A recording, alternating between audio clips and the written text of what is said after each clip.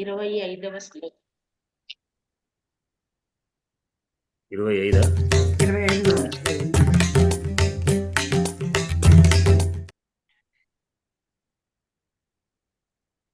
25వ శ్లోకం.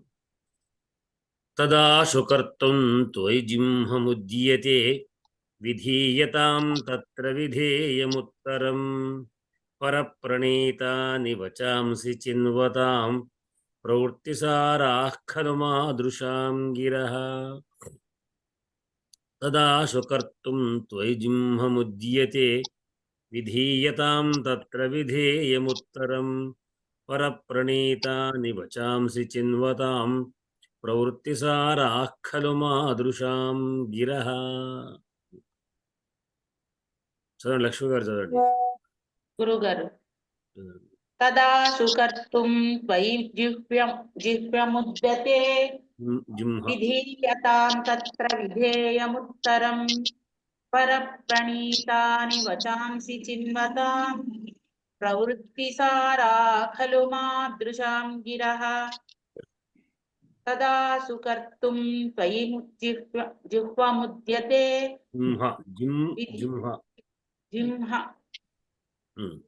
జింహముద్యతే విధీయతాం తత్ర విధేయముత్తరం పరప్రణీతాని వచాంసి చిన్వతాం ప్రవృత్తిసారా ఖలు మాదృశా గిరః.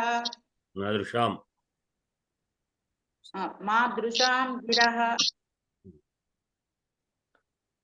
గురుగారు.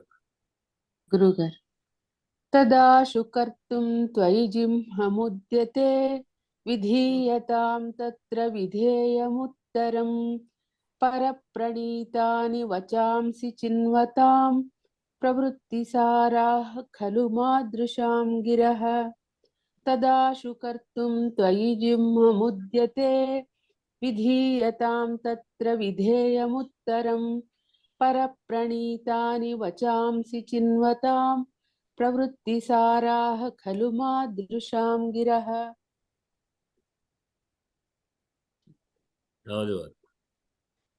శ్రీ గురుభ్యో నమః. తదా శుకర్తుం త్వయి జింహముద్యతే విధీయతాం తత్ర విధేయముత్తరం పరప్రణీతాని వచాంసి చిన్వతాం ప్రవృత్తిసారాః ఖలు మాదృశాం గిరః. తదా శుకర్తుం త్వయి జింహముద్యతే విధీయతాం తత్ర విధేయముత్తరం పరప్రణీతాని వచాంసి చిన్వతాం ప్రవృత్తిసారాః ఖలు మాదృశాం గిరః. విభక్తులు చెప్తా, పదవిభాగం చేయండి. ఓకే. తత్ ఆశు కర్తుం త్వయి జింహం ఉద్యతే విధీయతాం తత్ర విధేయం ఉత్తరం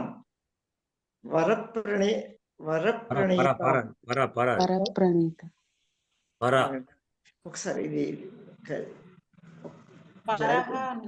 పరప్రణీతాని వచాంసి ప్రవృత్తిసారాః ఖలు మాదృశాం గిరః. మర్చిపోయారు. ఏమండి? చిన్వతాం. ఓ చిన్వతాం మర్చిపోయానండి. చిన్వతాం అంటే సంగ్రహించడం, దాన్ని సంగ్రహించడం, అవునండి, స్వీకరించడం, వెతకడం.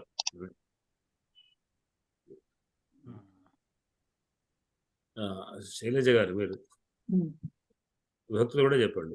అలాగే. తదా సుకర్తుం త్వయి జింహముద్యతే విధీయతాం తత్ర విధేయముత్తరం పరప్రణీతాని వచాంసి చిన్వతాం ప్రవృత్తిసారాః ఖలు మాదృశాం గిరః.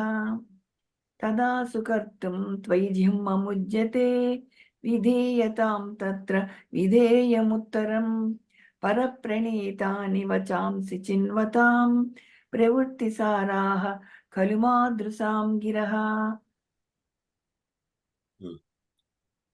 తత్ అవ్యయం, ఆసు అవ్యయం, कर्तुम् अव्ययम् त्वयि त्वयि युवयोः युष्मासु युष्मत् शब्दः दकारान्त पुल्लिङ्गः सप्तमी एकवचनं सप्तमी विभक्ति एकवचनं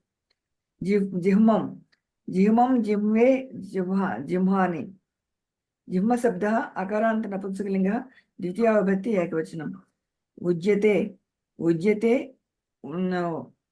उज्यतयोः उज्यतेषु उज्यते शब्दः अकारान्तः पुल्लिङ्गः सप्तमी विभक्ति एकवचनं विधेयतां विधीयन्तां विपूर्वकात् डू धातुं कर्मणि लोट् आत्मनेपदी प्रथम पुरुष एकवचनं तत्र अव्ययं विधेयं विधेये विधेयानि विधेय शब्दः अकारान्त नपुंसकलिङ्गः प्रथमा विभक्ति एकवचनं उत्तरम् उत्तरे उत्तराणि उत्तर शब्दः अकारान्त नपुंसकलिङ्गः प्रथमा विभक्ति एकवचनं परप्रणीतानि परप्रणीतं परप्रणीते परप्रणीतानि परप्रणीत शब्दः अकारान्त नपुंसकलिङ्गः द्वितीया विभक्ति बहुवचनं वचांसि वचः वचसि वचांसि वच शब्दः सकारान्त नपुंसकलिङ्गः द्वितीया विभक्ति बहुवचनं चिन्वतां चिन्वतः चिन्वतोः चिन्वतां चिन्वत् शब्दः तकारान्त पुल्लिङ्गः षष्ठी विभक्ति बहुवचनं प्रवृत्तिसाराः प्रवृत्तिसारा शब्दः आकारान्त स्त्रीलिङ्गः प्रथमा विभक्ति बहुवचनं खलु अव्ययं मादृशां मादृशः मादृशोः मादृशां मादृश शब्दः शकारान्तः पुल्लिङ्गः शकारान्त पुल्लिङ्गः षष्ठी विभक्ति बहुवचनं गिरः गिरौ गिरः गीर् शब्दः रेफान्त स्त्रीलिङ्गं गिरौ गिरः गीर् शब्दः रेफान्त स्त्रीलिङ्गं प्रथमा विभक्ति बहुवचनं ప్రధాన వ్యక్తి కదా అవును గురు ద్వితీయగా నేను ఆలోచించా కాదు ద్వితీయగా. సరే అయితే రాజయ్య గారు చదవండి. తదాశుకత్వం త్వయిజం భముద్యతే విధీయతాం తత్ర విధేయముత్తరం పరప్రణీతాని వచాంసి చిన్వతాం ప్రవృత్తిసారా ఖలు మాదృశాం గిరః తదాశుకత్వం త్వయిజం భముద్యతే విధీయతాం తత్ర విధేయముత్తరం పరప్రణీతాని వచాంసి చిన్వతాం ప్రవృత్తిసారా ఖలు మాదృశాం గిరః. దీంట్లో మనకు క్రియాపదం ఎక్కడ ఉంది? విధేయత రెండో పూర్వార్థంలో ఉంది. ఉత్తరార్థంలో క్రియాపదం లేకుండా ఉన్నటువంటి వాక్యం ఏమిటి? ఉద్యతే ఉద్యతేది శబ్దం సప్తమి విభక్తి ఏకవచనం ప్రణీతాని సారః ఖలు అంతే. అంటే శబ్దంతో ముగించడం. బాలుడు మంచివాడు అన్నప్పుడు క్రియాపదాలు ఏమి లేవు కదా అట్లా. సరే విధీయతాం అనేది ఏమిటి? విధీయతాం విధీయంతాం ఇది విధింపబడుగాక లోటు ప్రథమ పురుషం విధింపబడుగాక అంటే ఏమి విధింపబడుగాక? ఉత్తరం ప్రతిక్రియ ఉత్తరం విధీయతాం కథం ఆశు ఉత్తరం విధీయతాం అది కథం భూతం విధేయం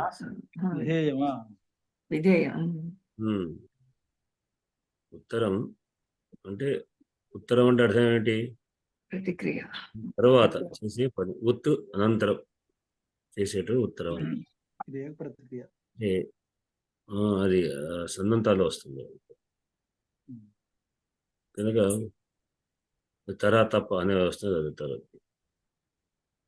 అయితే ఉత్తరం ఎట్లా అంటే విధేయం విధింపదగినటువంటిది. విధింపదగింది అంటే చేయదగినటువంటిది. చేయదగినటువంటి ఉత్తరము విధీయత, విధింపబడుగాక, అంటే చేయబడుగాక.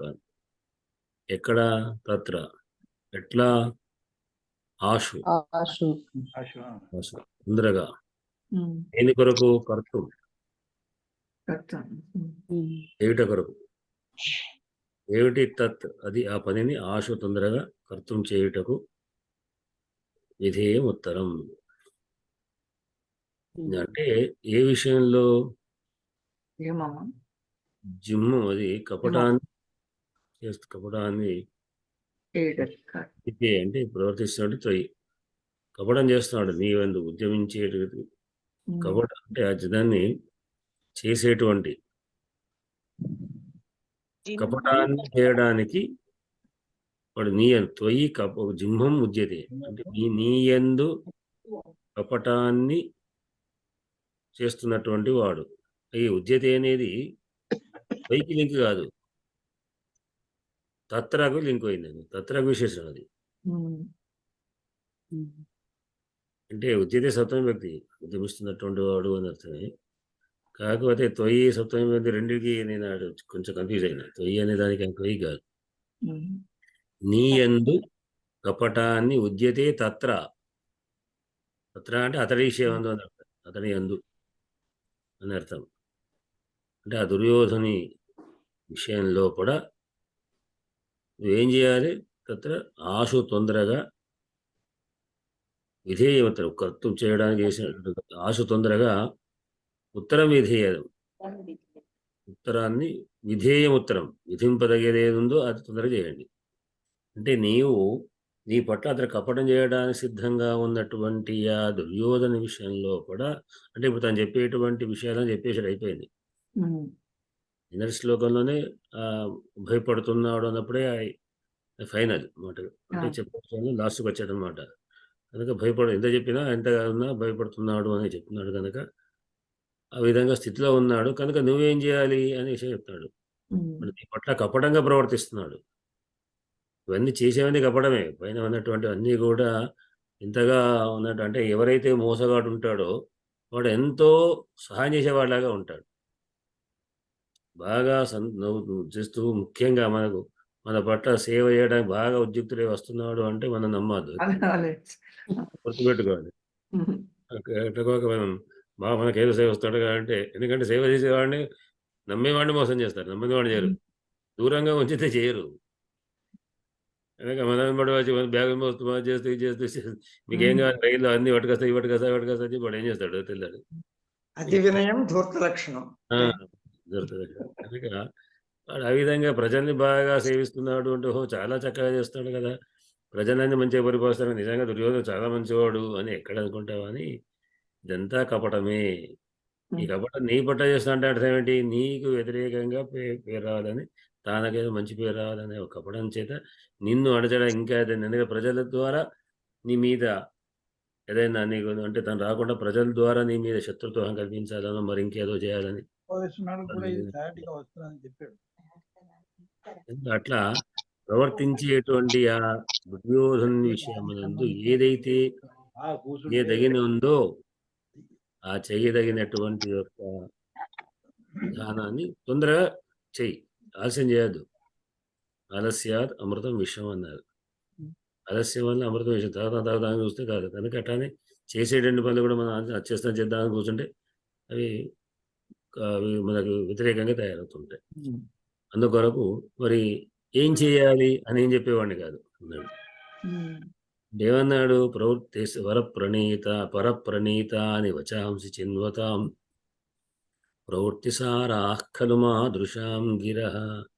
ఖలు అన్నాడు. ఖలు అంటే కదా. ఏమి కదా? ప్రవృత్తి సారాహ, ప్రవృత్తియే సారమైనటువంటి.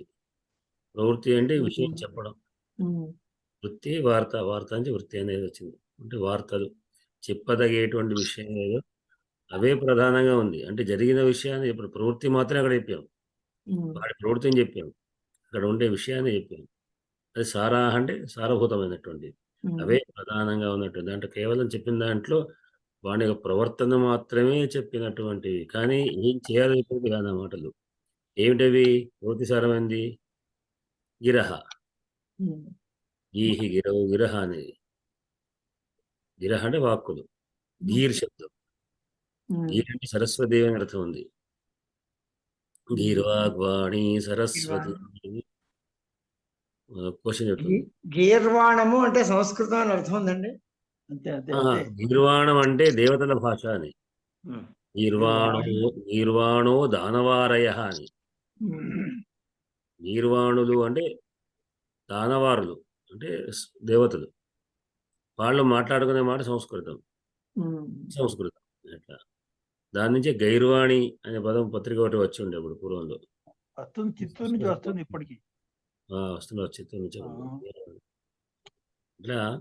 కానీ ఈ సరస్వతి విషయంలో ఎదురు చాలా చెప్పుకుందాం. మనం గీర్వాణి అనే పదం వాడుతున్నాం. అదే కాదు అని. ఈ గీర్వాణి పదం ఎందుకంటే గీర్ అంటేనే అయిపోయి సరస్వతి వాక్కు వచ్చేసింది. వాణి అంటే వచ్చింది. గీర్వాక్ వాణి సరస్వతి. గీరు వాక్కు వాణి సరస్వతి అనే పదాలు ఉన్నాయి. మళ్ళా గీర్వాణి ఎందుకు వస్తుంది? ఉమ్. అది సరైనది కాకపోవచ్చు, కాదని అనుకుంటున్నాను. కాదని మా నాన్నగారు అయిపోయారు. నాకు అదే స్పష్టంగా దృష్టిలో ఉంది, గుర్తుంది. ఇప్పుడు ఈ ప్రస్తుతం చాలాసార్లు రాజయ్యతో వస్తూనే ఉంటుంది. ఇప్పుడు ఈ ముచ్చట్లన్నీ కూడా గీర్వాణి శివాని పదాలు ఎప్పుడు మాట్లాడే ఈ ప్రస్తుతం వస్తూనే ఉంటుంది. అనగా గీహి అంటే సరస్వతి అయిపోయింది. వాక్కు. వాక్కు అన్నప్పుడు సరస్వతి. వాక్కు సరస్వతి కాదు. భాష. భాష అంటే సరస్వతి మళ్ళా. అందుకొరకు గిరహ అంటే వాక్కులు ఎట్లాంటివి? ప్రవృత్తిసారాహ. ప్రవృత్తిసారమైనటువంటివి. ఎవరి యొక్క వాక్కులు? తాదృశాం. వార్తాహరులు వచ్చారు. మా దృశ్యం అంటే మా అదృశ్యం. మా దృశ్యం వస్తుంది. అంటే మా వంటి. గూఢచారులు. ఇప్పుడు మా వంటి వారి యొక్క, మా వంటి వారి యొక్క అంటే ఇక్కడ గూఢచారులు. మా వంటి వారి యొక్క వాక్కులు ప్రవృత్తిసారమైనటువంటి. మా వంటి వారు అంటే మీ వంటి వారు ఎటువంటి వారు? చిన్వతాం. సేకరించేవారు. సంగ్రహించి చిన్నదా అంటే వెతికేటువంటి వాడు. వార్తను సేకరించారు. ఏమిటి? వచాంసి. వాక్కులను. వాక్కులను వెతికి అంటే ఇవన్నీ చెప్పిన విషయాలు ఎక్కడ? నేను డైరెక్ట్ దుర్యోధన దగ్గరికి వెళ్ళానా, మాట్లాడాను, చూసాను, చేశానా? నేను చేసింది ఏమిటి? అక్కడ నగరంలో తిరుగుతూ అందరూ చెప్పినటువంటి మాటల్ని సేకరించాను.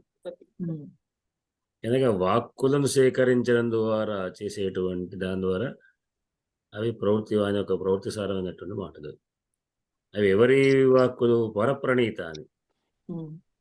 పరుల చేత ప్రణీతములైన చెప్పబడేటువంటి. అంటే పరులు అంటే అక్కడ ఉన్నటువంటి వాళ్ళందరూ కూడా పురపు వాళ్ళు వీళ్ళు ఉన్నటువంటి ఎవరైతే ఉన్నారు వాళ్ళ చేత చెప్పబడేటువంటి, వేరే వాళ్ళందరి చేత అంటే నగరంలో అంటే పరుడు అంటే అక్కడ దుర్యోధనకే భిన్నుడైన వాడు అని అర్థం. పరానికి అనేక అర్థాలు. పరాణ శత్రువు ఉంది, పరాణ శ్రేష్ఠ అని ఉంది, పరాణ ఇతరుడు అని ఉంది.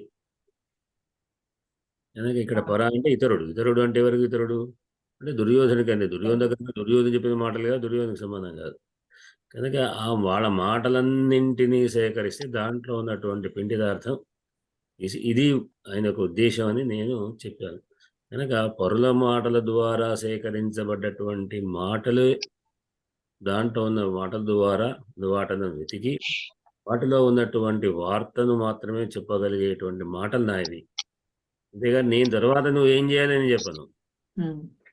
మళ్ళీ అది వేరే, మంత్రిమండలి వేరే, కథ వేరే, వాళ్ళు ఆలోచించడం ఏం చేయాలని చేసుకోవాల్సింది. ఎంతవరకు ఇది. కనుక ఈ విషయాన్ని గుర్తించుకొని నువ్వు ఏం చేస్తావు, చెయ్యి కదా, ఆశ తొందరగా చెయ్యి అని చెప్తున్నాడు. దీంట్లో ప్రవృత్తి కలు ఆదృశ అనేటువంటి లోకోక్తి, లోక సహజమైనటువంటి విషయంతో, లోక సామాన్య విషయంతో, కథ అనేటువంటి విశేషాంశంతో దాంతో దీన్ని సమర్థిస్తుంది. ఏమంటాం అది? అర్థాంతరం. ఇట్లా తదా శుకర్తుం ద్వైజింహముజ్యతే విధీయతాం తత్ర విధేయముత్తరం పరప్రణీతాని వచాంసి చిన్వతాం ప్రవృత్తిసారాః ఖలు మాదృశాం గిరః. శివకుమార్ సందులు చెప్తావా? చెప్తాను. సందులు కష్టమే. కొంత టైం పడుతుంది. పుష్యమాసం వస్తే అప్పుడు ఏ- సందులో పడుతుంది. కష్టం వరకు వాళ్ళకే వేస్తాం. ఇది ఏం కష్టం లేవు. కష్ట విధానం చెప్పు. మామూలుగా ఉన్నాయి. చూడండి జిహ్వం. కష్ట విధానం చెప్పు. ఆహా. సమాసాలు ఏం లేవు అనుకున్నాయి. శ్లోకం చదువుతాను. రెండు సమాసాలు రెండే రెండు ఉన్నాయి. ఉన్నాయి. శ్లోకం రెండు చదివా? సమాసాలు. పద్య శ్లోకం చదువుతున్నాను. తదా శుకర్తుం త్వయి జిహ్వముద్యతే విధేయతాం తత్ర విధేయముత్తరం పరప్రణీతాని వచాంసి చిన్వతాం ప్రవృత్తిసారాః ఖలు మాదృశాం గిరః. తదా శుకర్తం త్వయి జిహ్వముద్యతే విధేయతాం తత్ర విధేయముత్తరం వరప్రణీతాని వచాంసి చిన్వతాం ప్రవృత్తిసారాః ఖలు మాదృశాం గిరః. సరళంగా ఉన్నది. జింహ అనాలి. నేను కూడా జిహ్వలాగా వస్తాను, జింహ అనాలి. బ్రహ్మ అన్నట్టుగా. జాగ్రత్త. బ్రహ్మలాగా, బ్రహ్మలాగా బ్రహ్మలాగా జింహ. జింహ. జివ్వ అలవాటు అయిపోయి అది దీంట్లో కాస్త తప్పు పడిందండి. ఏం పడలేదు, కరెక్టే తప్పుగా పడింది. జివ్వ అనేది. గ్రూప్ లో జిహ్వా అని ఇందులో పడింది. జిహ్వముద్యతే అనే ఉంది. మీ బ్రాహ్మణుడు ఎట్లా రాస్తావు నాయన? అంటే ఏదో జివ్వ అనే ఉంది. కాదు గురుగారు. హాకు మావత్తు నావత్తు వచ్చినప్పుడు ఆ మావత్తు మా ముందు పలకాలే, తర్వాత హా పలకాలే, మధ్యాహ్నము అని అనాలి. అట్లా ఆ రెండింటికి exceptions ఉన్నాయి. నువ్వు మధ్యాహ్నం. బ్రహ్మ అని ఎట్లా రాస్తావు? శివకుమారు బ్రాహ్మణుడు ఎట్లా రాస్తావు చెప్పు. జనం ఇది అందరికీ తెలిసిన అదే పదమే వాడడం. బ్రాహ్మ. బ్రహ్మలాగా సింహ. హాకు మావత్తే. ఆత్మావత్. అగమోత రాస్తాం. ఎందుకంటే మాత్రం బ్రహ్మ అంటాం. బ్రాహ్మణుడు కాదు, బ్రాహ్మణుడు. బ్రాహ్మణుడు. అవును. మకారం పలుకుతుంది. ముందు మకారం వచ్చి అయితే ఒకటి రెండింటికి అట్లా పలకాలి. అదే ఇది కూడా అంతేనా? జింహ. జిహ్వ అనకూడదు. జింహం ఉద్యతే జింహ. మాట అర్థం మారిపోతుంది. ఆహా. మరి నేను మొదటి నుంచి వినలే. జిహ్వ మాత్రం జిహ్వనే అంతే. ఇక ఆ? సింహలో సున్నా పెట్టి హాటాం. సింహ. రాస్తాం. బ్రహ్మ సింహం ఒకేలాగా అంటాం కానీ రాయడం తేడా ఉంటుంది. అయితే ఇప్పుడు జిహ్వ ఎప్పుడు కానీ జింహనే. జింహ కాదండి, గ్రూప్ లో వేసిన ఆ పద్యంలో జిహ్వా అని పడింది గురువు గారు. జిహ్వా అని పడేదా? యావత్తు జిహ్వ అని పడ్డ. అదే పడింది అదృశ్యత చదివాను. అంటే నేను పెట్టిన దాంట్లోనా? సరే అది పద్యంలో జిహ్వా అది కాదు. యావత్తు పడింది. పడిండవచ్చు. అదేంటంటే మావత్తున్నది ఇక్కడ దీంట్లోనైతే. దాంట్లో దేంట్లో దీంట్లో మావత్తు ఉంది గురువు గారు. గ్రూప్ లో పెట్టిన దాంట్లో పొరపాటు పడిందంట. అది ఏం దాంట్లో చేస్తుందంటే పొరపాటు అయింది. అది కాదు, దాంట్లో ఏం చేస్తుంటే కంప్యూటర్ తెలివి కొంచెం ఉంటుంది. మనం ఒకటి కొడుతుంది. ఆటో కరెక్షన్ చేసేస్తుంది. అది అది జింహా తెలియదు కనుక జిహ్వా తీసుకున్నది. అది నేను టైప్ చేసిన దాంట్లో అలా పడి ఉంటుంది. అట్లా ఫిక్స్ చేయకుంటే విచిత్రమైనటువంటి పదాలు పడతాయి ఒక్కోసారి. అవును. ఇందులోని వానే టైప్ వచ్చిందండి. అది నాదే టైప్. నేను బుక్ చూడలేదు. ఇప్పుడు తప్పు కాదు అది. నేను బుక్ చూడలేదు. దీన్ని చూసి చదివేసరికి తప్పు మీరు చదివేసాను. అన్ని కొడుతున్నారా? కాళేశ్వరంకి వస్తున్నా. శైలజ గారు మీరు మొత్తం కొడుతున్నారా? వీరి కొడుతున్నాను. నేను చెప్పే కదా, అది చేశాను కానీ అది ఎందుకో అది రావట్లేదు సరిగ్గాను. ఎక్కడైనా మిస్టేక్ ఉంటే తీసుకోవచ్చు అంతే. అదే కొంత మళ్ళీ తిట్టుకోవాల్సి వస్తున్నదని. మీరు లెన్స్ లో తీసుకొని ట్రాన్స్లేట్ కొట్టి సర్చ్ అనే సెలెక్ట్ ఆల్ కొడితే తర్వాత కాపీ చేసుకుంటే కాపీ చేస్తే కాపీ పేస్ట్ చేస్తే ఏమవుతుందంటే మొత్తం పోతుంది. పోయేవాడు సర్వీస్ ఇబ్బంది. మొత్తం ఎక్కడ ఒకసారి మరి చెక్ చేసుకొని. కొన్నిసార్లు అలాగే చేస్తున్నాను. కొన్ని మొగమాట టైప్ చేస్తుంది. అదే అట్లా చేసుకుంటే సరిపోతుంది. ఎందుకంటే అంతా మనం కొట్టుకుంటూ కూర్చుంటే ఎక్కడ లేఖిని అనే అది తెలుగు కొట్టడానికి అంతే కదా. లేఖిని అక్షరాన్ని కొట్టడానికి మాత్రమే ఇస్తున్నది. ఈ గూగుల్ లెన్స్ ఏమో ఉంటుంది, అందరి దాంట్లో ఉంటుంది. గూగుల్ లెన్స్ మీకు సంబంధం లేదు. దాన్ని ఫోటోలా తీసుకుంటే మనకు తీసుకొని దాంట్లో అంటే అది అడుగుతుంది సర్చ్ లేకుంటే ట్రాన్స్లేట్ ట్రాన్స్లేట్ చేసి తర్వాత సెలెక్ట్ అది కొడితే మొత్తం సెలెక్ట్ అవుతుంది. లేదా మీరు ఎంత కాసం అంత సేకరించవద్దని కాపీ పేస్ట్ చేస్తే మీరు చూసారా చావలి వారు అది? చేశానండి, చేశాను, తెలుసును, కొన్నిసార్లు చేశాను, కానీ టైపింగ్ కంఫర్టబుల్ గా అనిపించింది. అదే మళ్ళీ ఎందుకోవాల్సి వచ్చింది నాకు, అదే మళ్ళీ ఇందులోకి వచ్చి మనకు అలవాటైంది. నేను దాదాపుగా ఎక్కడన్నా పేజీలు వస్తే మొత్తం తీసుకున్న ఎక్కువ ఉండకూడదు. నా అలాంటప్పుడు అవసరం. నా వ్యాసాలు మొదట్లో నేను రాశాను మొత్తం వ్యాసాలన్నీ, రేడియో టాక్స్ అవి. వాటి ఇప్పుడు కొట్టుకుని కూర్చొని ఓపిక లేదు, ఒక 15-20 పేజీలు ఉంటుంది. మొత్తం వాటన్నీ కొట్టుకొని మళ్ళీ ఎక్కడ సవరణ అక్కడ చేసుకుంటూ పోతుంటాను. సవరణ చేసుకుంటూ వచ్చేస్తే కదా అయిపోతుంది, ఒక్కొక్కటి పేజ్ చేసుకుని అంతే. నేను కౌంట్ డౌన్ ఇస్తాను. సరే, ఎల్లుండి మా శతకంది ఓపెనింగ్, శతక ఆవిష్కరణ ఉన్నది కాళేశ్వరంలో. నారాయణమూర్తి గారు మాడుగుల వెరీ గుడ్, శుభం. మహాసరస్వతి అది రెడీ అవుతున్నాను. అయితే బుక్ ముట్లే, ఇందులో చూస్తుంది. సరే సరే, సంతోషం. కాళేశ్వరం. శుభాకాంక్షలు. కాళేశ్వరంలో. ధన్యవాదాలు. అభినందనలు. మనుషాయుధ రాసిన సంకలనం అది. అదేమో గణపతిదేమో సొంతంగా రాశాను శతకం తేటగీతిలో. ఓకే, దేంట్లో ఇప్పుడు మనకు సమాసాలు సందులు అయిపోయినాయి కదా? అందరూ చెప్పలేదు. సందులు చెప్పలేదు, సందులు చెప్పండి. సందులు మీరు గుర్తించండి, మేము ప్రయత్నిస్తాం. ఒకటే ఉందండి సంధి. అంతేనా?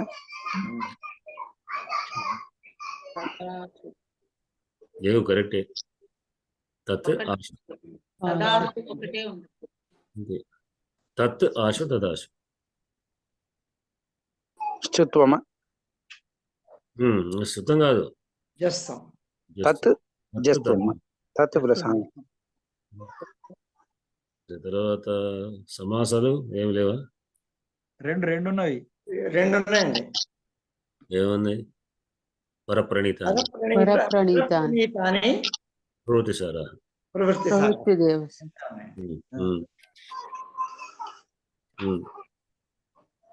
పరప్రణీతాని, అంతే. పరప్రణీతాని అది తృతీయ తత్పురుష అవుతుంది కదండి. రైట్. అంతే. హరే ప్రణీత. ప్రవృత్తి సారా. ఓ శివకుమార్, మ్యూట్ పెట్టాను. పెట్టాడు.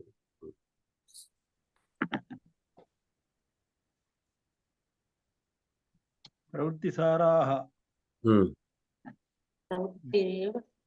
చెప్తున్నారా? చెప్పండి, మీరు చెప్పండి. ప్రవృత్తిరేవ సారః యాసాం తాః ప్రవృత్తి సారాః. ప్రవృత్తిరేవ సారః యాసాం తాః ప్రవృత్తి సారాః. బహువ్రీహి సమాసం. ఇక్కడ నేను చూసింది వార్తా మాత్ర వాదినః. అదే అర్థం. వార్త అంటే చెప్పడం విషయం. అదే వృత్తి నుంచే వార్త వచ్చింది. అది వ్యాఖ్యానంలో ఉంటుంది, లేదు మన మల్లినాథుడి వ్యాఖ్యానం. ప్రవృత్తి అని చెప్పాడు. వార్త ప్రవృత్తి వృత్తాంత ఇత్యమరః అన్నాడు. ఇదే మరొక అట్లానే ఇంకొకటి కూడా మనం మాదృశాం అనేటువంటిది కూడా ఒకటి ఉంది. అది కరెక్టే. అది షష్ఠి అవుతుంది గురుగారు. అది మాతృసామ్యం.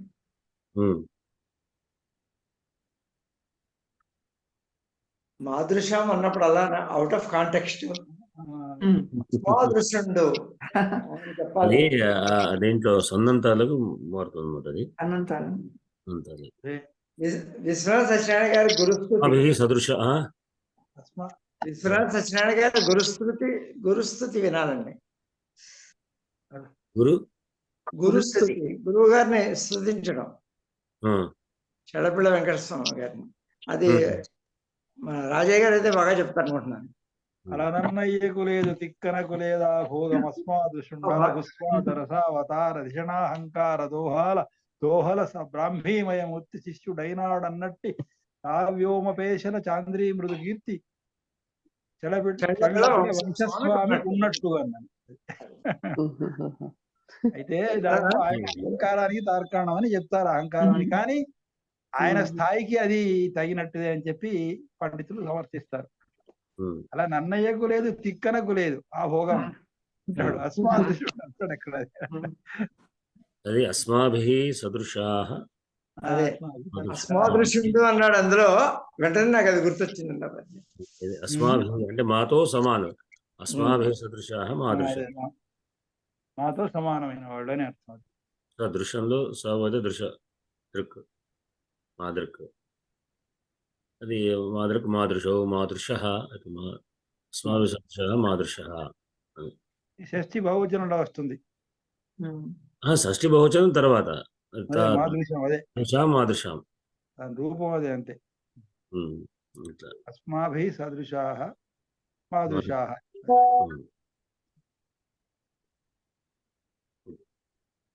దీంతో దీంట్లో ఏం కష్టపెట్టలేము మనం. ఈజీగా ఉంది, సరళంగా ఉంది. పద్యం శ్లోకం సరళంగానే ఉంది. సంధు సమాసాలు కూడా మరి ఏం లేవు ఎక్కువ.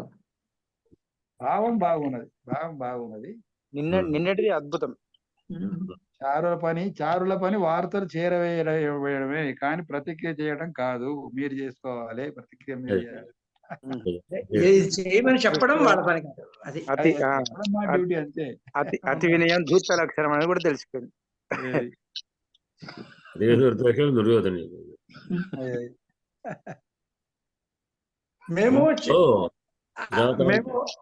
స్కూల్ డేస్ లో ఒక కథ చదువుకున్నామండి దుర్యోధన గురించి. కర్ణుడి మీద ఈయనకి అసూయ కలిగింది, మరొక దాత చాలా గొప్ప దాత అయిపోయాడు అని.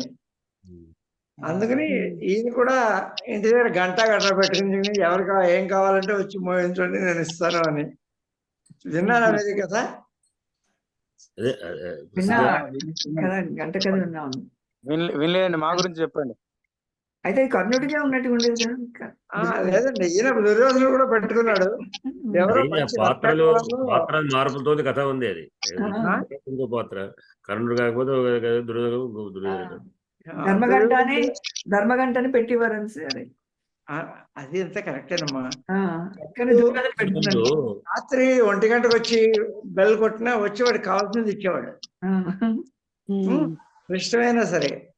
అప్పుడు ఈయన వర్షం కురుస్తుంది రాత్రి వేళ, వీడు వచ్చి గంట మోగించాడు బ్రాహ్మణుడు వచ్చి, నేను క్రతువు చేస్తున్నాను దానికి సమిధులు కావాలి అని.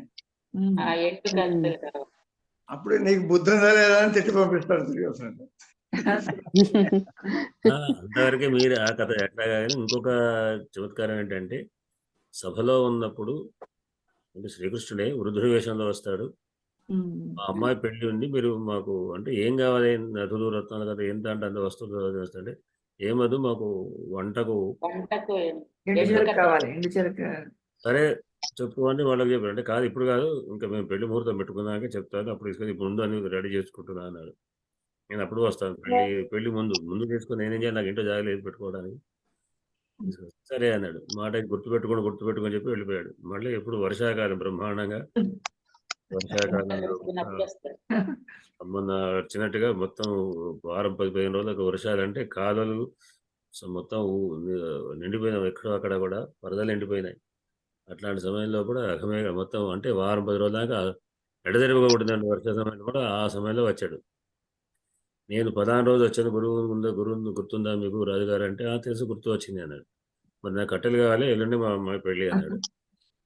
తీసుకురా అంటే అందులో ఏం చెప్పాడు, పచ్చివి వద్దు నాకు, పెళ్లికి నేను అవి పెట్టుకొని మేము కష్టపడతాం, ఎండిన కట్టెలు కావాలి అని చెప్పించుంటే. ఎక్కడ మొత్తం ఎక్కడ వర్షాలు అంటే ఎండిపోయి కనుక ప్రతి చెట్టు తడిసిపోయింది, ఎక్కడ కూడా లేవు అని కొనాలి. ఎట్లానే అంటాడు. ఏం చేయాలి నాకు, నేను చెప్పే కదా మాట ప్రకారం మిమ్మల్ని నమ్ముకొని కూర్చొని ఇప్పుడు వేరే కూడా ప్రయత్నం చేయాలి, మరి పెళ్ళి ఆగిపోతుంది ఎట్లా అంటే, సరే అయితే నేనేం చేస్తాను, ఎక్కడ ఏం లేవు కదా కట్టేలు అంటాడు. మరి చెప్పకుండా నువ్వు కర్ణుడి దగ్గర పోతా అన్నాడు. నువ్వు కర్ణుడి దగ్గర పోయినా ఎక్కడ పోయినా ఎంత కర్ణుడి దగ్గర పోయిరావు, కర్ణుడి దగ్గర పోతా అంటే ఈయన వెనక మనిషి పంపించాడు, ఏం చేస్తాడు. కర్ణుడి దగ్గర పోయి కర్ణుడిని అడిగాడు. కర్ణుడు కూడా మొత్తం అంతా వెతికించాడు, ఎక్కడ లేదని తెలిసిన తర్వాత వెంబడి ఏం చేశాడంటే, పక్కకు ఒక బిల్డింగ్ భవనాలు ఏమైనా ఉంటే ఓ బనానా ఉంది, దాన్ని అంతా ఖాళీ చేయించి దానికి ఉన్నటువంటి తలుపులు కిటికీలు అన్నీ మొత్తం ఫర్నిచర్ ధ్వంసం చేసి వాడికి కట్టగట్టి పంపించేవారు. ఈ గురువు వివాద మనస్తత్వం అంటే ఇట్లా ఉంటుంది. ఊరికే నాకేం కాదు, నీ శక్తి ఉన్నప్పుడు కాదు, శక్తి లేకుండా ప్రయత్నం చేయడమే దాతృత్వ స్వభావం. నా దగ్గర ఆర్డర్ 100 1000 రూపాయలు ఉంది అంటే 5 రూపాయలు ఒకటి వేస్తాడు, గొప్పతనం కాదు. సంపాదించేలా ఇవ్వాలంటున్నారు. ఈ కథ విన్నాం గురువు గారు. శ్రీకృష్ణుడే వృద్ధుని రూపంలో వచ్చింది. శ్రీకృష్ణుడు అంటే బహుశా అదే అయి ఉంటుంది. నేను ఎవరు వచ్చింది మర్చిపోయి ఉంటాను. అదే ఇట్లా కూడా ఉంది, నువ్వు చెప్పినది షార్ట్ కట్ లో ఇది ఇట్లా ఉంది. ఇదే ఇంకో కథ భారతం చెప్పింది కావు, ఇవన్నీ కథలన్నీ కూడా ఊహాత్మకమైనటువంటి కథలు, అనేక మంది కవుల యొక్క కల్పనలు. ఇంకొకటి కూడా ఉన్నది కర్ణుడి గురించి. కర్ణుడు క్షౌరం చేయించుకుంటున్నాడట. చేయించుకుంటే ఒక బ్రాహ్మణుడు వచ్చాడు, అయ్యా బీదవాడిని ఏమైనా దానం చేయాలంటే అప్పుడు ఆ బంగారు గిన్నెలో నీళ్లు పెట్టుండేనట, ఎడమ చేతి వైపు పెట్టున్నాయి, తీసుకో అన్నాడట. వచ్చాడట, ఏందయ్యా దానం చేసేది ఎడమ చేతి చేస్తావా అన్నాడట. అంటే అన్నాడు, దాన్ని కుడి చేతి పెట్టేసరికి నా మనసు మారిపోతుండవచ్చు, అందుకోసం ఇట్లా చేశా అని చెప్పాడు. మారుతుంటే కదా వెంబడే అది. ఇది నేను చెప్పింది ఏంటంటే, దీంట్లో యజ్ఞంలో ఏది మన ధర్మరాజు చేసేటువంటి యజ్ఞంలో ధర్మరాజు అప్పచెప్పాడు, ఆయనకు కర్ణుడికి అప్పచెప్పాడు. ఏ దాతృత్వం వచ్చిన వాళ్ళందరికీ కూడా వచ్చినటువంటి అతిథులకు దానం చేయాలి కదా. ఒక ఏది రాజసూయాగం చేసేప్పుడు ఒక్కొక్క సెక్షన్ కట్నాలు వచ్చేవాడిని తీసుకుని ఒక సెక్షన్, వచ్చేవన్నీ తీసుకుని దుర్యోధనుడికి ఇచ్చినట్టున్నాడు. వచ్చిన కదా కర్ణుడికేవో వచ్చిన గౌరవ అతిథి సత్కారాలు వాళ్ళందరికీ వచ్చినటువంటి వారు యథాచితంగా వచ్చేటప్పుడు ఆయన ఆ సమయంలో ఎడవ చేత కుడి చేత ఇచ్చుకుపోతున్నాడు దాని. వాళ్ళు అడిగారు ఇదేమిటి అంటే, ఈ చేతి వచ్చేసరికి మారిపోతుంది అన్నాడు. ఈ కుడిగేటు తీసుకోండి, ఈ చేతి దగ్గర రెండో ఇది ఇక్కడ వచ్చేసరికి ఇటువంటి మనస్సు మారిపోతూ మనకి అంతేందుకు కొంచెం ఇస్తే అయిపోతుంది కదా సంస్థ కనుక ఇప్పుడు ఎంత ఆలోచిస్తే అంత ఇచ్చేయాలని. గురుగారు పొద్దున చెప్పింది ఆయుర్వేద శ్లోకం ఒకటి చెప్తారా? ప్రథమ యామే రసోత్పత్తి యామ మధ్యే నభోక్తవ్యం యామయుగ్మం నలంఘయేత్. యామయుగ్మాత్ యామయుగ్మే రసోత్పత్తి యామయుగ్మే రసక్షయ. అంతేనా గురుగారు? అంటే మొదటి జాములో తినకూడదు, 2 జాములు దాటకూడదు. ఈ జాము పదం మా దగ్గర ఎక్కువనే వాడుతుంటాం. మొదటి జాములు 2 జాములు అయింది, 3 జాములు. అంటే ఇప్పుడు తగ్గిపోయింది. ఇప్పుడు మా చిన్నతనంలో జాములనే వాడేవారు. అదే అన్నమాట తద్భావం. ఇప్పుడు మారిపోయాయి, గడియార వచ్చి తెల్లవారుజాము అనే అలాగే చిన్నప్పుడు కొట్టారు. 3 గంటలు అప్రాక్సిమేట్ గా 2 జాములు కొట్టారు. ఈ నడిజాము తెల్లవారుజాము ఇలాగని కొట్టుడు ఎవరు కొట్టారు? జాము కొట్టారు అంటారు. గంటలతో పోల్చుకుంటున్నారు. జాములు కూడా గంటలు అంటారు. కోట మీద లేదా దేవాలయాలు పెద్ద ఢంగా పెట్టేవాడు. అది సమయాన్ని సూచిస్తూ కొట్టేటువంటిది అనమాట. టగటగట ఆ టైం బట్టి కొడుతుంటే ఊరంతా వినేవాడి ఇప్పుడు టైం ఎంత అయింది అని తెలియడం. ఇప్పుడు మున్సిపల్ ఆఫీస్ సైరన్ వస్తుంది కదండి, ఉదయం 5 గంటలకి. గంట స్తంభాలు తర్వాత పోలీస్ స్టేషన్ లో కూడా గంట కొడతారు. 8 అయిందంటే 8 గంటలు కొడతారు, 9 అంటే 9 గంటలు అట్ట. అందుకని గడియారాలు కూడా వచ్చిన తర్వాత పెద్ద పెద్ద టవర్స్ ఉన్నాయి ఊర్లో. గడియారాలు ఉండేవి కావు. ఇంకా టవర్స్ పెట్టడం కానీ ఇవన్నీ కూడా దాని నుంచి కొట్టడం బలం వచ్చి 9 కొట్టారు అంటున్నారు. ఎక్కువ కొట్టడం 9 వరకు ఎవరు కొట్టలేదు. ఆర్ఆర్జీ మ్యూజియం లో పొట్టోడు వచ్చి కొడుతుంటాడు. ఆ టైం అందరూ ఏంటంటే పక్క నుంచి పొట్టోడు వచ్చి టంగ్ టంగ్ టంగ్ కొట్టి వెళ్ళిపోతుంటాడు వెంటనే. అది కూడా విచిత్రంగా ఇప్పటికీ నడుస్తున్నది. ఇంకా అది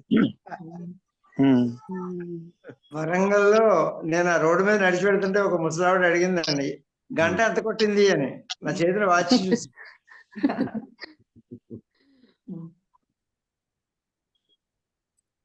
తదా సుకర్తుం త్వయిజ్ముహ్యతే విధీయతాం తత్ర విధేయముత్తరం పరప్రణీతాని వచాంసి చిన్వతాం ప్రవృత్తిసారాః ఖలు మాదృశాం గిరః. శైలజ గారు మీరు చదివి ముగించేయండి. అలాగే. తదా సుకర్తుం త్వయి జిహ్మముజ్యతే విధేయతాం తత్ర విధేయముత్తరం పరప్రణీతాని వచాంసి చిన్వతాం ప్రవృత్తిసారాః ఖలు మాదృశాం గిరః. తదా సుకర్తుం త్వయి జిహ్మముజ్యతే విధేయతాం తత్ర విధేయముత్తరం పరప్రణీతాని వచాంసి చిన్వతాం ప్రవృత్తిసారాః ఖలు మాదృశాం గిరః. వతాం. యదాభ్య పరిపాలయంతాం న్యాయేన మార్గేణ మహిం మహిషాః గోబ్రాహ్మణేభ్యः శుభమస్తు నిత్యం లోకాः సమస్తాः సుఖినో భవంతు. శుభరాత్రి. ధన్యవాదాలు. శుభరాత్రి గురువు. అది మహిం మహీషనా మహిం మహీషనా శ్లోకంలో మహి భూమి ఈశాః భూమి పశువులు అన్ని. బ్రాహ్మణేభ్యः శుభమస్తు ప్రజాభ్యः పరిపాలయం న్యాయేన మార్గేణ మహిమహీషాః అంతే. మహిషాః యా పరిపాలయంతు మహీ అంతే. భూమి అంటే భూమిని ఈ దీర్ఘం ఉంది కదండి. మహిమహీష భూమిని రాదు ఇదని మహిష. మహీం మహీషాః మహీం. పరిపాలయంతాం పరిపాలితుడు కాదు. దేనిని మహిని ఎవరు మహీష మహీషాః మహీం పరిపాలయంతు. మహిషాః మహిషాః అంటే గురుగారు మహీషులు రాజులు. రాజులు. రాజు పరిపాలయంతాం మహిషి ఈశులు కర్మణి ప్రేమ కదా. కర్మే. పరిపాలయేతాం పరిపాలయంతాం అని అదే కర్మణి కదండి. కర్మణి కాదు అది ఆత్మనేపదిలో లోట్లకారం. పరిపాలింతురు గాక అని. ఓకే ఆ సందేహం కొంచెం అడిగా. సరే భౌమవాసరే పునర్మిలామః. నేను చేస్తాను.